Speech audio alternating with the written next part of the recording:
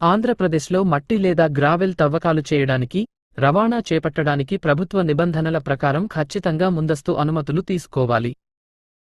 ఇవి సాధారణంగా mining, revenue శాఖల నుండి చెరువులకైతే నీటిపారుదల శాఖ పరిధిలోకి వస్తాయి. అనుమతులు పొందే విషయంలో కొన్ని మార్గదర్శకాలు ఉన్నాయి.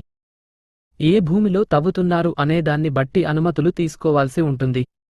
పట్టా భూములు, మీ సొంత భూమిలో మట్టి లేదా గ్రావెల్ తవ్వాలన్నా భూ యజమాని రెవెన్యూ, మైనింగ్ శాఖల నుంచి అనుమతి తీసుకోవాలి.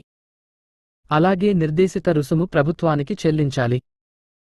ప్రభుత్వ భూములు, పోరంబోకు భూముల విషయంలో తవ్వకాలకు మైనింగ్ శాఖ నుంచి లీజు లేదా తాత్కాలిక పర్మిట్ పొందాలి. ఇక చెరువుల్లో పూడికతీత లేదా మట్టి తవ్వకాలకు ఇరిగేషన్ శాఖ నుండి ఎన్ఓసి ఇవ్వాలి. ఆ తర్వాతే మైనింగ్ శాఖ పర్మిషన్ ఇస్తుంది. వీటితో పాటు కావలసిన ముఖ్యమైన మరికొన్ని అనుమతులు ఉంటాయి. ఏ ప్రాంతంలో అయితే మట్టిని తవ్వుతున్నారో అక్కడ ఉన్న స్థానిక తహసీల్దార్ నుంచి సదరు భూమి స్వభావం, యాజమాన్య హక్కులపై ఎన్ఓసి తీసుకోవాలి.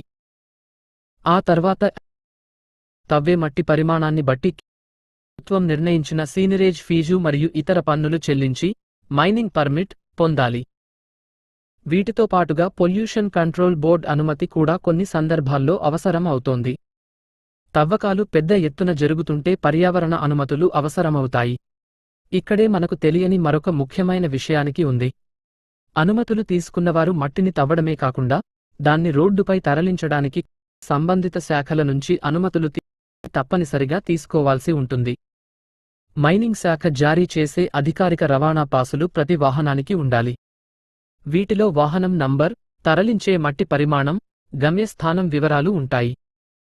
మట్టిని కమర్షియల్ అవసరాలకు తరలిస్తుంటే సదరు వాహనానికి కమర్షియల్ ట్యాక్స్, ఫిట్నెస్ మరియు డ్రైవర్కు హెవీ వెహికల్ లైసెన్స్ ఉండాలి. ప్రభుత్వ నిబంధనల ప్రకారం సొంత లేదా వ్యవసాయ ట్రాక్టర్లపై వాణిజ్యపరంగా మట్టి తరలించడం చట్టవిరుద్ధం. మరి మైనింగ్ లేదా మట్టి, గ్రావెల్ రవాణా విషయంలో రవాణా శాఖ అధికారులు నిబంధనలకు విరుద్ధంగా వ్యవహరించడంతో నూజివీడు నియోజకవర్గంలో మట్టి లేదా గ్రావెల్ రవాణా కోసం వినియోగిస్తున్న వాహనాలకు ఎలాంటి అనుమతులు ఇచ్చి తోలుతున్నారన్న విషయానికి వారికే తెలియాల్సి ఉంది. సొంత లేదా వ్యవసాయ అవసరాలకు వినియోగించే ట్రాక్టర్లు మాత్రమే ఇక్కడ మట్టి రవాణాకు వినియోగిస్తున్నారు.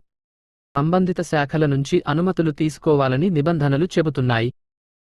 కానీ నూజివీడు నియోజకవర్గంలో మాత్రం ప్రభుత్వ నిబంధనలను తుంగలో తొక్కి యథేచ్ఛగా మట్టి, గ్రావెల్ తవ్వకాలు జరిపి రవాణా చేస్తున్నారు. అధికారులు చోద్యం చూడటం మినహాయించి చర్యలు తీసుకోవడం లేదు.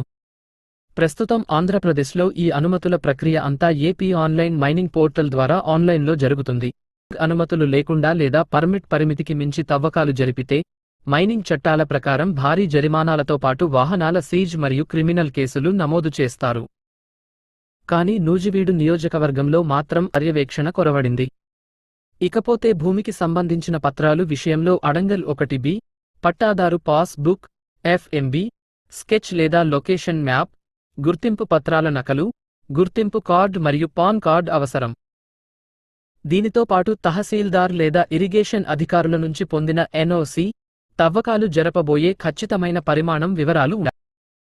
మైనింగ్, మట్టి మాఫియా నిబంధనలను అడ్డుపెట్టుకుని వ్యవసాయేతర సంబంధమైన అవసరాలకు, పరిశ్రమలకు, రియల్ ఎస్టేట్ వెంచర్ల కోసం మట్టి, గ్రావెల్ను తరలిస్తూ సొమ్ము చేసుకుంటున్నారు. పేదలకు మట్టి లేదా గ్రావెల్ అవసరం అయితే అడ్డు వస్తున్న ప్రభుత్వ నిబంధనలు మట్టి మాఫియాకు, రాజకీయ ప్రముఖులకు ఎందుకు అడ్డుపడటం లేదని ప్రజలు విమర్శిస్తున్నారు.